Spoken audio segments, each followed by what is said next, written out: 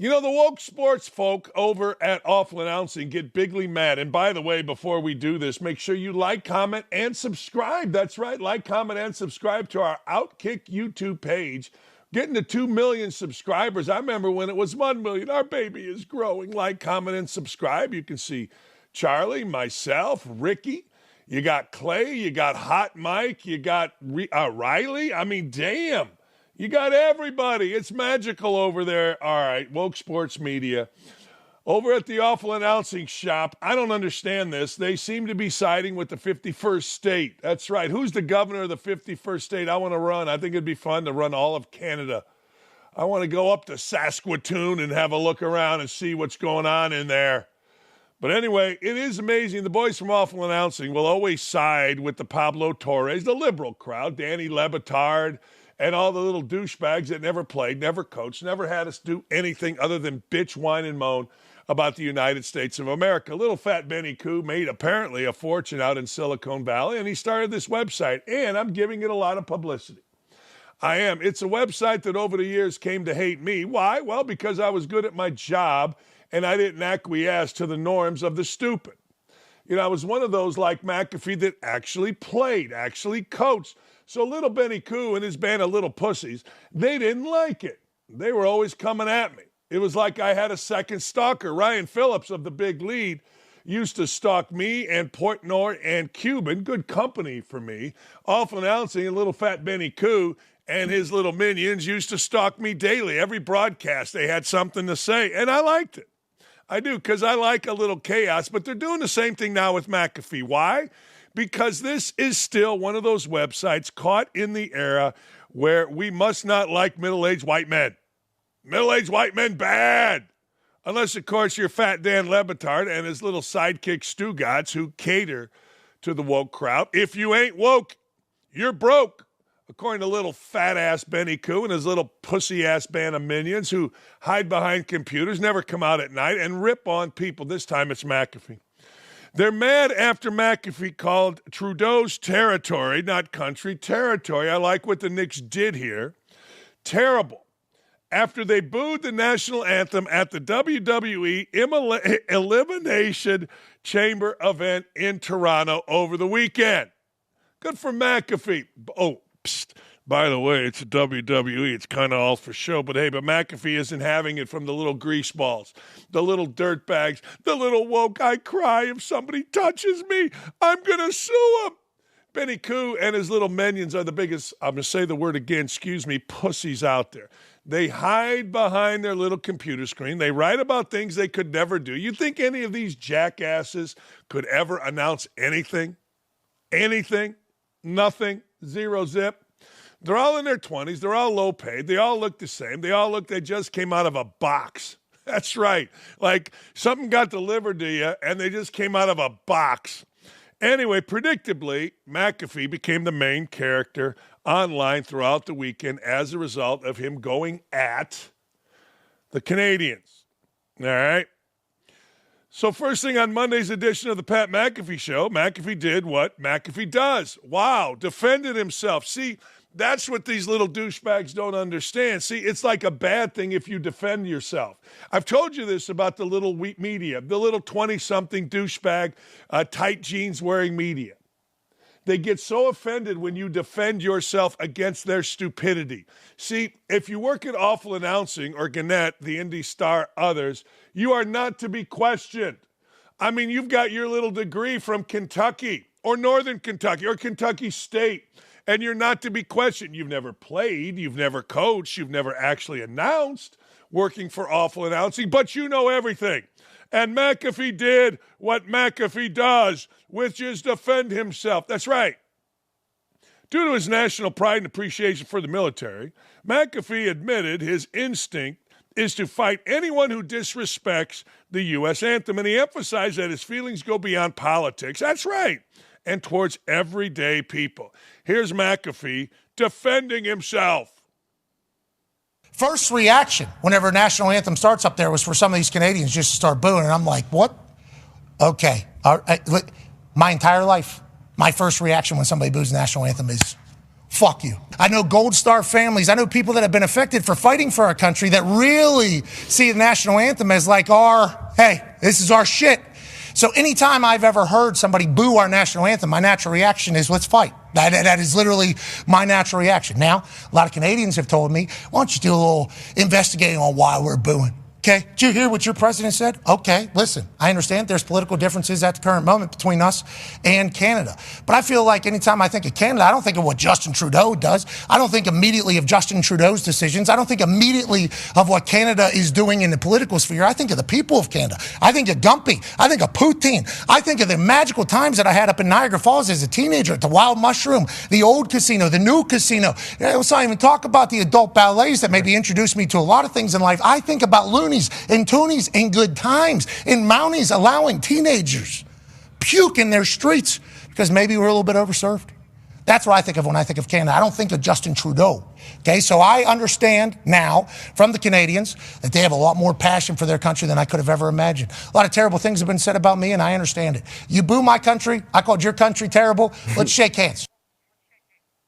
That's right. That's right. You boo my country, I call your country terrible. Let's shake hands. Simple. Because that's what adult men that played and coached and were involved in sports do. That's not what guys like Olbermann, whose hips are wider than this table and narrow shoulders, that's not what guys at Awful Announcing that look like they just stepped out of some box. Hey, where you been? I've been in a box. You're all skinny and pasty. Yeah, no. That's what they look like. But they don't understand that. Little Benny Koo doesn't understand that because, well, his little fat ass has to get mad about something and is never going to be about the right things. It's always going to be about the politically charged things that keeps him on the liberal side of the world. And McAfee said that very, very well. You know you're fucked up, excuse my language, Mom, when Keith Olbermann sides with you. When Keith Olbermann sides with you, you know you have riled an insane human being, somebody that has, well, fallen off the cliff. Whatever words you use, 3 knives short of a dozen, or whatever those sayings are. I always love intentionally messing up those sayings. He's 3 sheets shorts to the wind. You know what I'm saying? I love those because I think sayings are idiotic. I think sayings are meaningless. I have no interest in them. But anyway, Olbermann chimes in and basically gives a defense for the stupidity that is little fat Benny Koo and his little fat minions. A lot of us tried to warn the new ESPN management that the day would come when this idiot would draw them into permanent political controversy, and they could either be submersed by it or fire him. That day is today. Fire him for what? For what? Being on a WWE wrestling show and playing to the entertainment aspect of the show, and then coming on ESPN and saying how much he loves our country and would fight for our country or would fight people that boo our flag. Yes, that is laughable. That is laughable. Here's McAfee's response, just giggling at an article. Keith Olbermann demands ESPN fire Pat McAfee for calling Canada terrible. There's McAfee. In an arguably patronizing end to his explanation, this is Awful Announcing, McAfee revealed that he now understands that Canadians are not just NPCs who live north of us, but real people who have their own national and personal pride. All right. Now we'll see if McAfee's explanation suffices, or if this is just the next step in his latest feud. Oh, man. Yes, we'll see. And Awful Announcing will be there. Not doing nothing. No. Sitting on there just out of a box little ass, but they're there to judge. We'll see whether Pat McAfee is just another feud. And we'll be right here to report it. Seriously.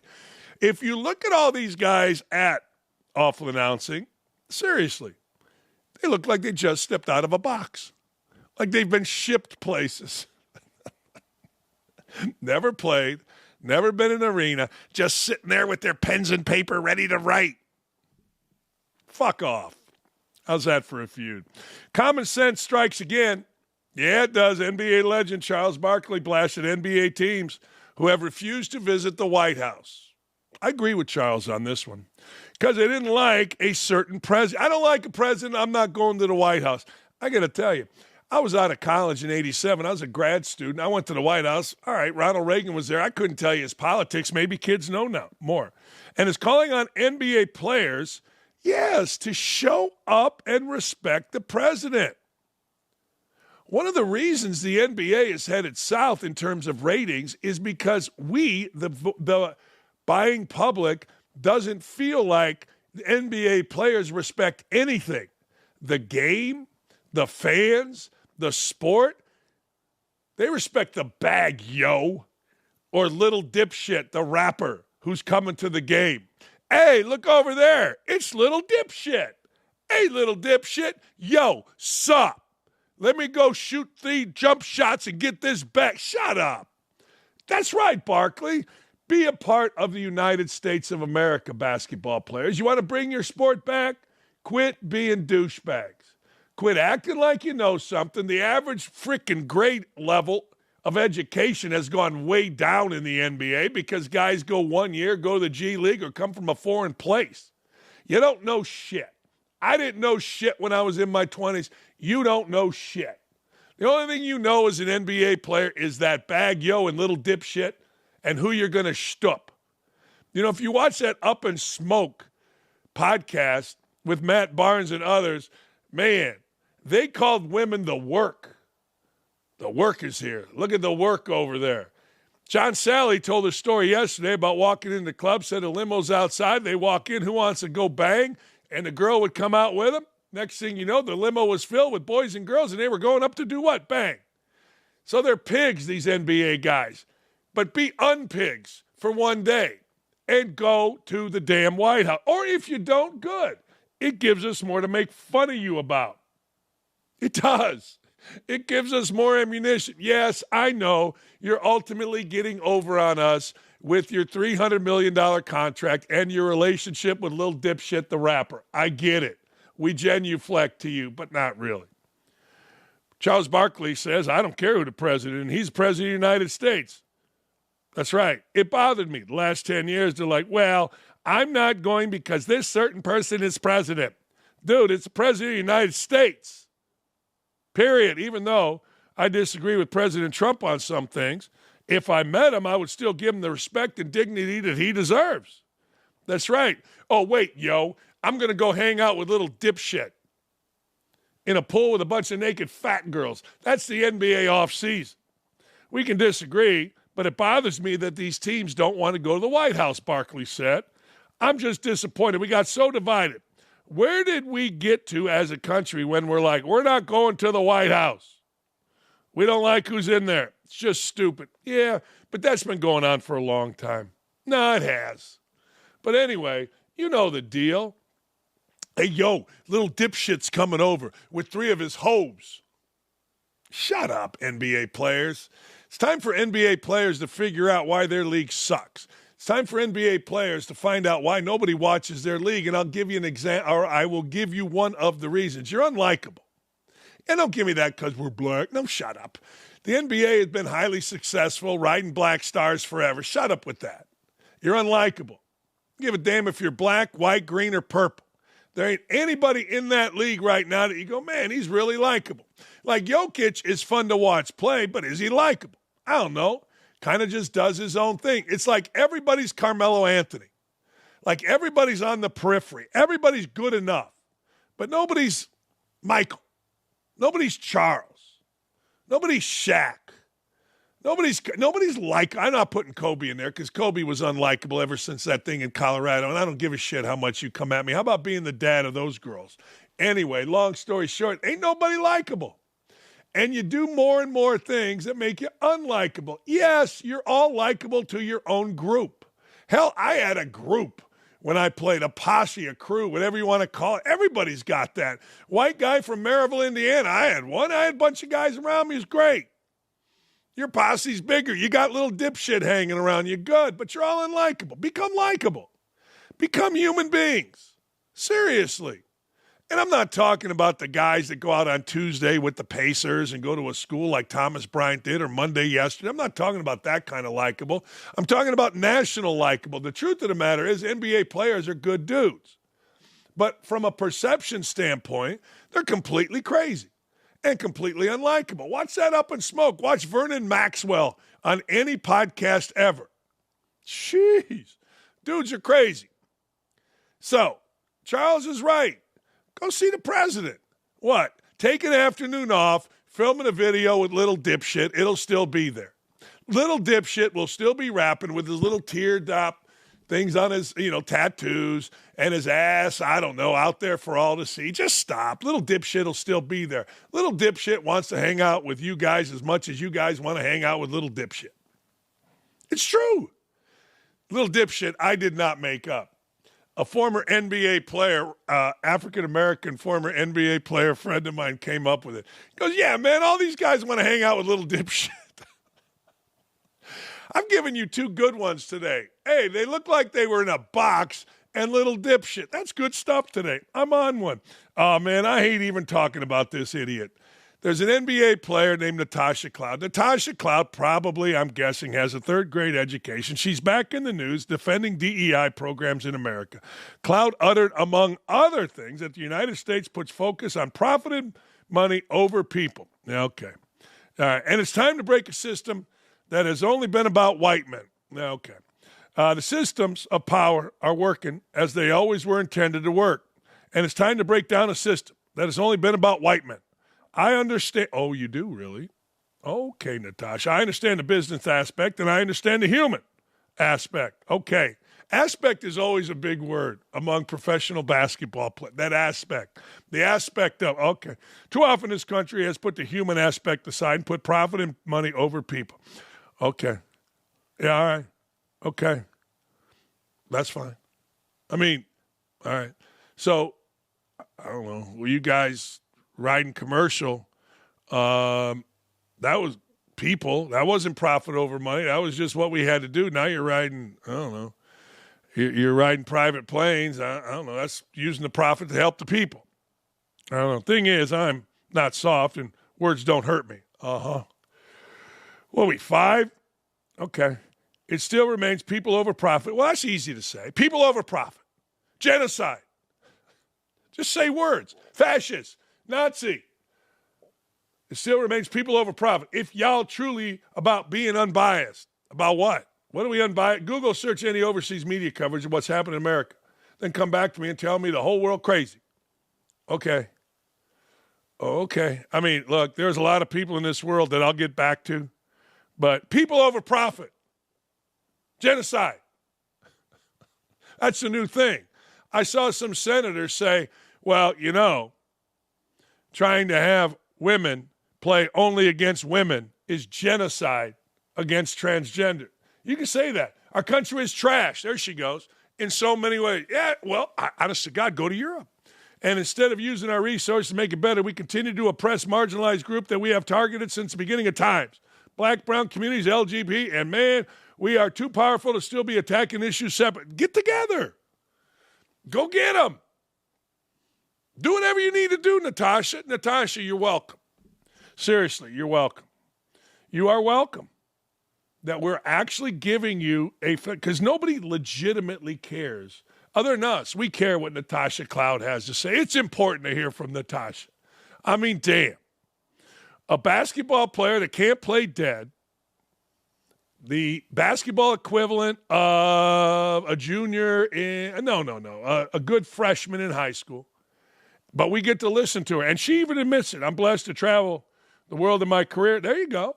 I've been in plenty of country where I would have my human rights, health care, free assisted schooling. Don't have to fear mass shooting or white supremacists. Now, she knows who does most of the murders, right? And against whom. Don't have to be concerned about the highest maternal mortality rate. Less police murders, no mass incarcerations based on race. Adequate minimum wage, right to my butt. Yes, you are absolutely. I agree. Our country is so restrictive compared to others, Natasha. It's just words. It's just words these little kids try. And she's trying. Can't play dead, but she's trying. I have my human rights. You don't have them here? I'm not sure women have the most human rights overseas. I don't know. Seems like health care. Free assisted schooling. Oh, isn't that here? Isn't that called public schools? Don't have to fear mass shootings or white supremacists. Really? Again, that's just another word. White supremacists. I'm just telling you. Go get him, Natasha. You're cute. Would a national title cement Auburn as one of college basketball's all-time great teams? Yahoo Sports seems to think so.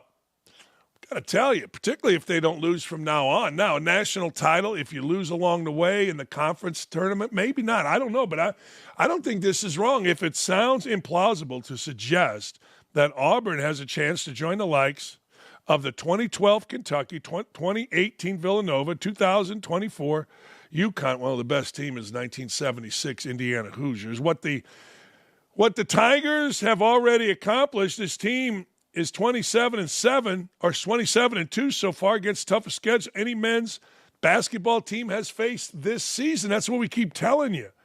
Bruce's team is ridiculous. They took down Houston, Iowa State, Purdue, Memphis, Ohio State, and came close to toppling second-ranked Duke at Cameron Indoor. Now, you can't say came close. You can't say came close and then talk about a great team. Look, last undefeated team, 1976, so 2 losses is fantastic. 2 losses does put you in the upper echelon. But I agree with the Yahoo Sports. When you look at who they play, it's pretty good. They played all right than anyone else this season. The nerdier you get, the more impressive Auburn's resume becomes. I agree. Like, this should be one of the storylines going into March Madness, or we're in March Madness. How great is Auburn? Now, you got to win a title. We don't really remember second place other than if you were on that second place team. The collection of players that Pearl brought together took widely different paths to get to Auburn. National Player of the Year co-favorite Johnny Broome spent his first 2 years at Morehead State. Credit Pearl for assembling a roster that fits on and off the floor, for putting players in position to succeed, and for getting them to play with maximum effort, energy, and cohesion. You do. That's been Bruce Pearl's thing going back to Southern Indiana. He was able to find players that others couldn't. Bruce Pearl's always done that, and then Bruce Pearl has always figured out what style to play. And usually it's a style that is attacking on offense and defense. And usually there's a sense of freedom among his players. Remember a few years ago, he had 2 guards, took them to the Final Four. The guards dominated. A kid named Harper was his point guard, and he kind of sort of dominated the NCAA tournament, not necessarily with scoring, but with play, picking up full court defensively, getting in the passing lanes, getting steals, directing the offense, hitting big shots, getting the ball to the right people. He's the only player, frankly, that I remember from that champion or Final Four team. He's the only one I remember because that's kind of what Bruce does. He gets guys that just fit together. And when you watch his team, you could put everybody number 1 on the back, and you wouldn't tell the difference. Yes, Broome is taller. Yes, guards are smaller. But they all play at a certain level, a speed, a jump. You don't see that very often. You don't see that very often at all. And it's fun to watch. It really is fun to watch. It's a very fun team. And I highly recommend it if you're looking for a team in March, just watch that team. Watch that team. If you don't like regular season basketball, fine. Watch them in the SEC tournament. And you're going to enjoy watching basketball. You really are. You're going to enjoy watching Bruce on the sideline. You're going to enjoy watching his team get up and down the court. You're going to watch his team get in passing lanes. You're going to watch Broome play basically from the top of the key down with expertise, precision, timing, and touch. You're going to see basketball the way basketball should be played. Now, an old fart like me says basketball should be – I don't know how basketball should be played. Let me preface this. But when I watch basketball and I watch Auburn, I think to myself, that's fun to watch. Let's put it that way. Basketball can be played a million different ways. But when I watch Auburn, I'm like, you know what? That's some fun stuff to watch. I hope Natasha Cloud approves. In an insane turn of events, this is interesting to me. ESPN, which recently opted out of the final 3 years of its contract with Major League Baseball, reportedly sought to cut its rights payment to the league by $350 million, from $550 to $200 million. Think about the numbers we're talking about. Man, so that was the number. That was what was going to happen, allegedly, according to reports, if Major League Baseball and ESPN wanted to have a marriage. Now, who do you blame here? ESPN doesn't make these decisions without studying it. Now, they make bad decisions. See John Skipper, former boss. But ESPN had to come to the realization that we can do this, but we got to do this at this number. Major League Baseball said, wait a second. I don't even want $200 million. You guys suck. $200 million is a lot of money, maybe not to Major League Baseball. Should ESPN have begun paying just $200 million for baseball games, the network would be paying less for the league than what it pays annually. Listen to this. For NHL games, that's $400 million. Its UFC package, that's $300 million. That's amazing. And only marginally more than what it pays the Spanish soccer league, La Liga, $175 million. Man, isn't that amazing? There's a lot of inventory in baseball. I know they cut back. You know, the writing was somewhat on the wall when Baseball Tonight, one of their flagship shows, was canceled a few years ago. I remember seeing that going, wow. The one thing whenever I talked to ESPN folk was we need inventory, and that show was on every night. Here's Clay. ESPN demanded Major League Baseball take a 60% pay cut on its TV package. Wow. From $550 to $200 million, per the Wall Street Journal. So ESPN is willing to pay $2.6 billion to the NBA, but only $200 million to Major League Baseball. Feels like panic is setting in over that crazy NBA deal. Now, I'm fascinated to see what happens here. I am. Because one thing I've learned, and this is true, white dudes don't watch the NBA. African Americans watch the NBA. African Americans love the NBA. White dudes kind of like college basketball more. Now, that isn't a blanket statement. We all have friends who like both. I ain't mad at both. I like watching the NBA playoffs, particularly when the Pacers are in it. New York Knicks are in it. Boston Celtics are in it. LeBron's in it. It's fun. I don't watch the regular season except when I go there, and that's fun.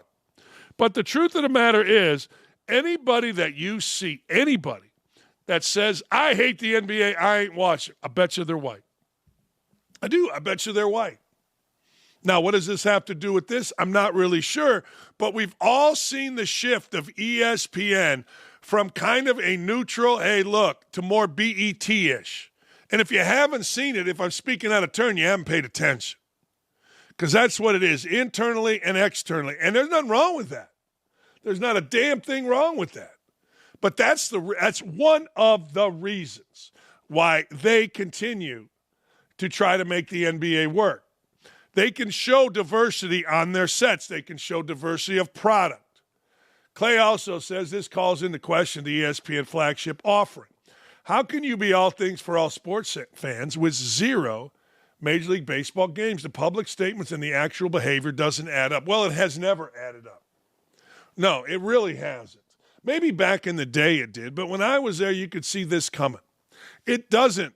It will not serve all sports fans all day, every day, or whatever their banner is. No, it has moved to football, and rightfully so. It made the stupid move to basketball. Again, there's a lot of reasons, but don't tell me one of them isn't their structure. Their corporate structure moving to whatever they were to a more BET model. And if that's racist to you, screw you. Just pay attention. Watch. I know. I'm not saying it's bad. It may be good. I mean, every time I see a release from ESPN, what do I see? Ratings are up. Every time I see a release regular, they're not. But ESPN believes in this model, so good for them. I mean, it ain't no big deal. It ain't no big deal, Mom. but it is what it is. That makes sense to me. Is it the only thing? Of course not. The move to football is smart for any entity. Hell, local radio. I'm doing an afternoon show. What should I talk about every day? Even though it's beginning March, Indiana, Purdue basketball, sure, but Colts here. Who's going to be the new quarterback? Who's the competition for Richardson? And ESPN is no different. College football, NFL football live, they go year-round. Think about that. You can tell what ESPN is doing, but who is on the air and what is on the air. College football, NFL live, year-round. Baseball tonight, canceled. You can tell. I think I said it at the time. Oops, baseball got a problem, and it does. We're going to talk to a lot of people about this. This is fascinating to me. This really is. Last night, I didn't even know they still had power. Not a single Democrat senator voted for keeping PPs out of women's locker rooms. Think about that. The Protection of Women and Girls in Sports Act that sought to ban men from competing in women's sports. It seems simple. Not one single Democrat voted for it. It failed. Short of the 60 required votes to advance the bill. Republicans needed 60 required votes to advance the bill, regardless of the fact that polling shows most of the country, like 70-some% of the country, does not want women having to participate against men. Man, I got to tell you, I don't get it. I'm going to talk to Michelle Tafoya and Allison Williams about this. I don't get it. See, the background on this, allegedly, is Chuck Schumer handles the purse strings, the money. You want to get reelected? Chuck's got to give you money for it. Or it's coming out of your pocket. Or your campaign. And nobody wants that because you want the money out of your campaign to go into your pocket. But the idea that you don't want women protected in sports is absurd to me. And a Minnesota congresswoman said, well, it's like genocide of transgender people. What? Genocide? The elimination, the extinction? That's what it is? Keeping penises out of women's sports? What? People are a little warped with this. But again, I go back to what I said earlier. Words. Fascist. Hitler. Nazi. It's all insanity to me. Genocide? For keeping men out of women's sports. All right. Unwell NFL fans can get unhinged, man. The latest is fascinating. Tua Tagovailoa, the Miami Dolphins quarterback, took some time with Ivanka Trump, her son, and her husband, Jared. They were playing chess. Which made some folks on the internet crazy. Tua Tagovailoa playing chess with Donald Trump's grandchild. Innocuous. What's the big deal? Tua and Braxton Berrios with the Donald Trump family, spending time with the Trump family. Here are a few reactions to this. Here are a few crazy-ass reactions to Tagovailoa, Berrios, and Trump spending just a little time. Okay. CTE athletes love Trump. Makes sense. Really? Where has Tua or Berrios ever shown CTE? A good reason to block him and you. F the Trumps and everything about them. That's from a real person. One loser supporting another loser. And here's the kicker. When you really want to stick it to somebody, got it. See, write that down, Mom. If you want to stick it to somebody, you say, got it. One real loser supporting another loser, got it. Or if you want somebody to tell you stuff, you say, go. What do you think of my shirt? Go. Now, this is an actual reason to dislike Tua. These are real people commenting on this. Good for you. You're like the writers at Awful Announcing. You're sitting at home. You're hiding behind. You've never done nothing. So you're telling me you got the opportunity to go to Mar-a-Lago, hang out, play chess or whatever with Trump's grandkids. You wouldn't do it. I'm not going to lie. I probably wouldn't. Not because of Trump. Not because I love Trump. Trump's great. Trump's the greatest thing to happen in this country pretty much in my lifetime, at least where the country was buried by the previous regime. But I got to tell you, Unless it's my own grandkid, I got no interest in sitting around playing chess with somebody's grandkid. I mean, I could fake it. And then, try to get a job, one of these, I don't know, one of these jobs for maybe, I'm an advisor to something, or maybe I am the ambassador to Geneva. I've been seeing a lot of Geneva yesterday. I'm kind of liking it. But no, I don't want to go hang out with anyone's grandkids other than my own. But I do get it. I mean, the President of the United States invites you to do something. You're pretty much going to do it unless you're a dumbass NBA player. Hey, good. We still don't know. Have the Eagles officially accepted an invite to the White House? And if not, why not? See, if I was on the Eagles, I'd say, hey, look, I'm going. When's the bus leave? Well, it's a team vote. Yeah, I don't care. I played on the team. I want to go see the president. I want to go to the Rose Garden. I want to see the president talk about our accomplishments in front of the world, because when Trump speaks, it's in front of the world. That's what I want to do, so maybe I would want to go play chess. Also, I wouldn't want to get my ass beat by some kid. Look, I'm old enough not to want to get my ass beat in general, but I don't need my ass beat in checkers by some kid or chess or whatever the hell it is. I have trouble every night helping my wife with Wordle. She lays in bed there, and I'm trying to, And next thing you know, it's like, hey, what does Gretzky, Howe, Bobby Orr, and, I don't know, Charles Barkley have in common? Oh, too stupid. I don't need to go play chess with somebody. You know what? I got to tell you, this show is fantastic. You get to talk about all these things.